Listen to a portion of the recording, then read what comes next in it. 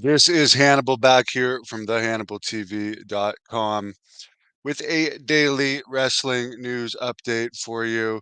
Seth Rollins, not surprisingly, has re-signed with WWE. His contract was set to expire, I think, sometime around July. This likely means that his wife, Becky Lynch, and the mother of his kid, is probably also going to re-sign with WWE. Her contract expires around the same time. With AEW being brutal right now and pretty much has lost all of its steam, this is no surprise at all that they're sticking with WWE, and it's going to be harder and harder as AEW continues to fall for them to sign ex-WWE people. They could sign people like Sasha Banks for 4.5 million a year that don't make any difference in the ratings or attendance. They comped well over 2,000 tickets for Sasha Banks' debut, so she's not exactly a ticket mover, Mercedes Moné, um, or spend supposedly 4.5 million on Okada, someone that let's face it, mainstream fans don't care about these people. I mean, Sasha Banks more than Okada, but and even Will Ospreay, apparently huge money. We haven't seen any of these people make any difference, and interest in AEW just continues to fall. As far as the NXT cuts, according to Dave Meltzer, Gulak getting fired had to do with Ronda Rousey, even though their WWE's investigation into it was inconclusive. The negative publicity was bad for him. Also, he was not over and getting main roster salary while working for NXT, so it was a good cut to make anyways. Everyone else that was cut, there was 9 others that were cut. They were all people that had been paid to train and were not wrestlers before. And the reason they were cut were quote unquote they were not progressing.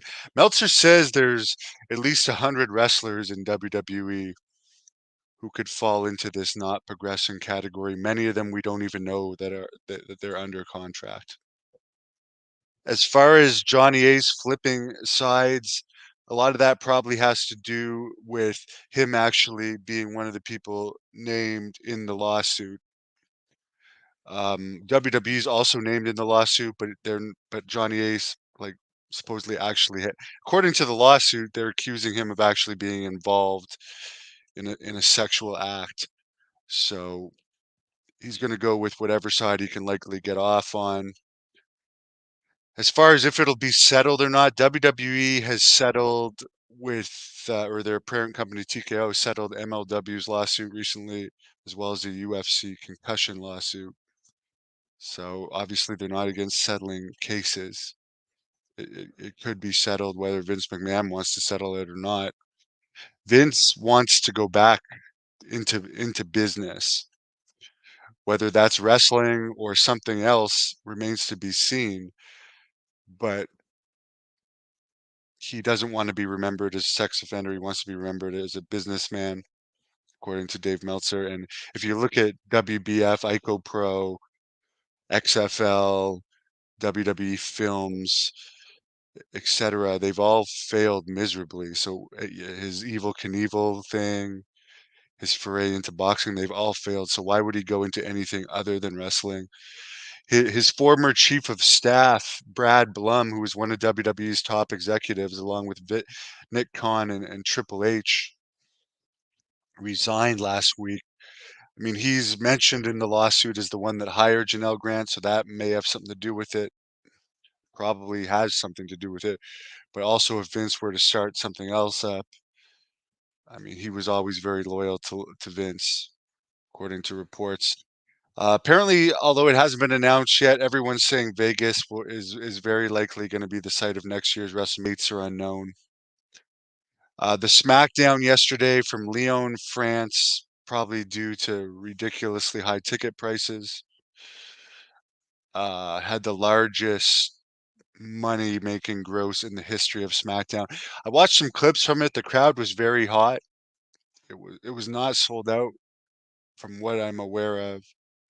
Pete Dunne, who doesn't seem to have ever been over, got a lot of Butch chants, which was his previous name. I don't know what he's name now, but apparently popular wrestling YouTuber told people to chant for him as Butch at the show, and they did as this YouTuber said.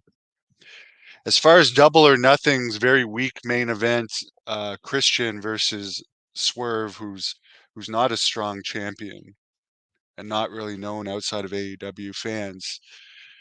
Um, Meltzer agrees with something I said.